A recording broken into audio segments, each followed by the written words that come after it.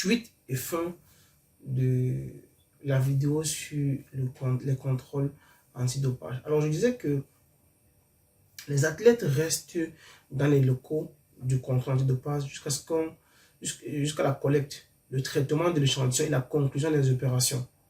Donc, pour chaque athlète soumis au contrôle, les opérations sont terminées lorsqu'on observe la scellée des propres flacons en verre, l'emballage, l'assemblage, le remplissage de la documentation du prélèvement, la fermeture et la scellée dans les enveloppes appropriées.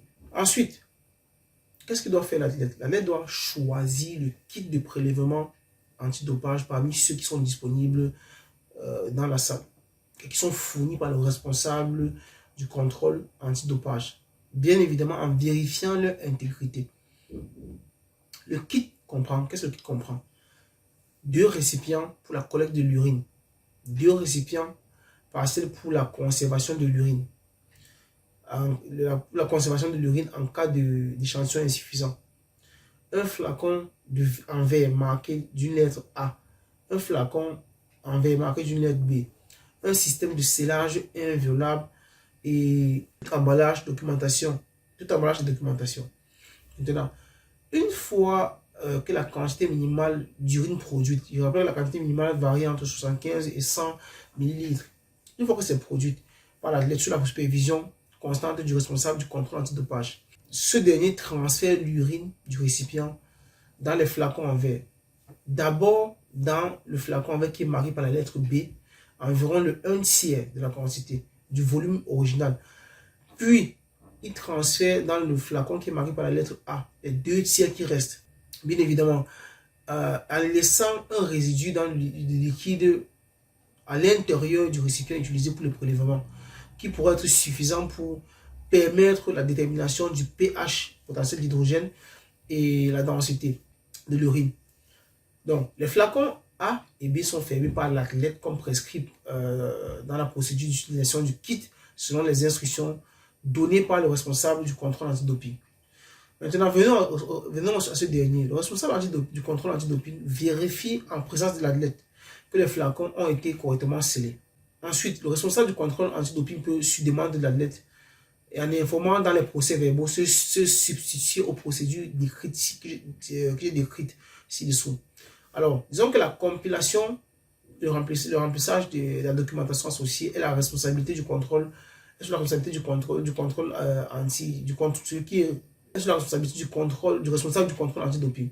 Et c'est lui qui effectue la mesure du pH et la densité, incluant le résidu d'urine qu'on a laissé dans le récipient que j'ai décrit.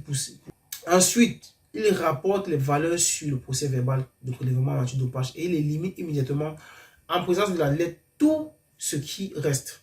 Disons que pour chaque athlète qui est soumis au contrôle antidoping, le responsable du contrôle antidoping il doit remplir le procès verbal de prélèvement antidopage conformément à celui préparé par la WADA. La WADA, c'est WADA, World Anti-Doping Agency.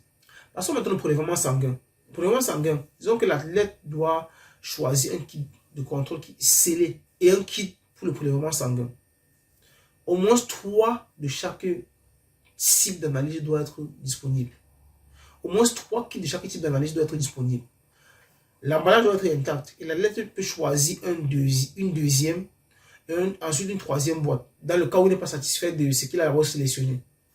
Ensuite, le kit du contrôle sanguin comprend un conteneur marqué à la lettre A, un conteneur marqué à la lettre B, un conteneur sans lettres, des étiquettes autocollantes et 3 sacs en plastique à fermeture hermétique.